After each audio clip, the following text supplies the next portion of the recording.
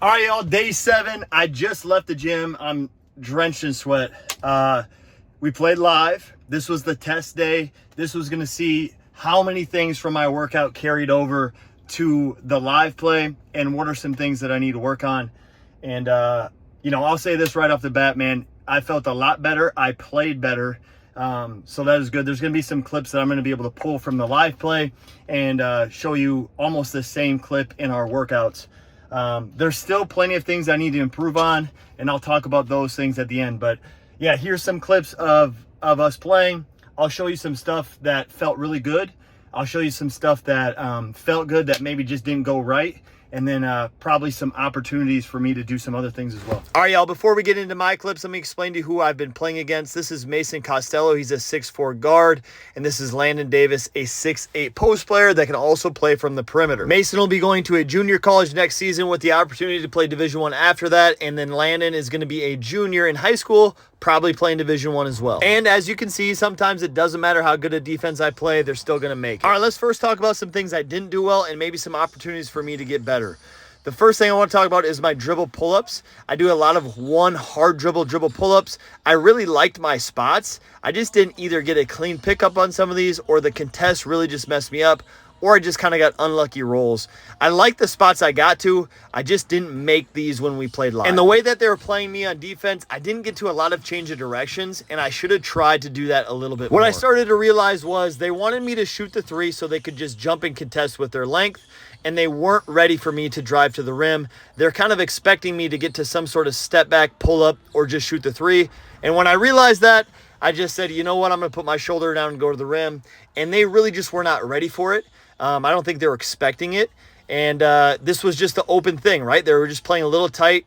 They were waiting for me to slam the brakes in the mid-range, so I decided to go to the rim. The other thing that worked well was some off-foot floaters, some hesitation floaters, and then getting into some hang finishes as well. And then they noticed I was starting to go to the rim more, so this time when I would put my head down, they start to run towards the rim to stop the layup, and I started to get to a couple more pull-up options, but then I started to really get into my fadeaway options, and we hit this in our workouts at least twice. These are always going to be some of my favorite options. I have a pretty simple game. It's like basically just straight to business. Like if the three's not there, I'm putting my shoulder down, especially in one-on-one, and just attacking the rim, trying to get to a finish, or I'm going to bump you and get to a fade. And just to give you an idea, we are only playing with 4 dribble maxes. So really, you do kind of have to get straight to business. Like I said, I didn't get to a lot of stop or change of direction options. It was mostly just shoot the three or put your head down, get to the rim, or get to a fade. I think what I want to do is add more quick 1 to 2 dribble change directions and add some dribble stops. But with no help side and limited dribbles, if I was going to go downhill, I was just trying to keep it as simple as possible. But there's definitely opportunities for me to add change of direction, bounce outs, or some sort of mid-range step back. And once I decided just to attack the rim aggressively, they started sagging off, and then my three-point shot was more available. All right, y'all, that's day 7. That's the end of it, man. That's the end of this series. If you're interested in me setting up new series, new workout videos, or any type of video on YouTube, just drop it in the comments. I'm open to any ideas. But yeah, it was a good week of training, and really cool to see some of the stuff that we did in training pop up in the live play. As I said in the video, there's still plenty of opportunities for me to get better, to add some things as well. Especially in the mid-range off that second dribble, being able to change directions, maybe bounce out, get space, some sort of step back. A lot of my takes were shoot the three, 1 dribble pull up, attack to the rim and get to a fade, or attack the rim and get into a finish. I think there's opportunities right there in the middle that I can explore. Now, reflecting on this week of training, I thought it went really well. It helped me get more creative. It was challenging. It helped me become more consistent with the shots that I'm going to shoot. If I were to go back as a player, right? If I were to go back and say, okay, what can I add or what can I change about it?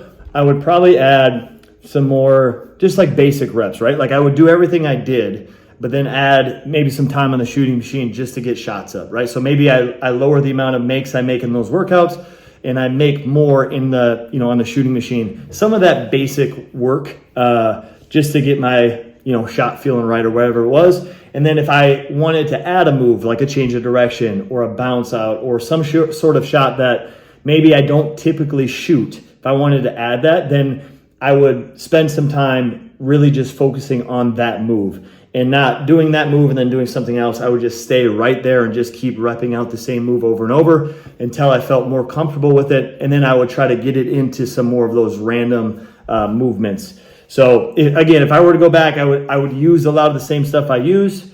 I would get my basic reps up on my shots, maybe some touches around the rim just to work on my touch. Even ball handling, keeping that pretty basic, I think is okay at times. And then, mixing in maybe the addition of moves. And we have talked about this all the time. Like, there's no one way to train, right? Especially for, somebody like myself or really any player. Everybody is so different.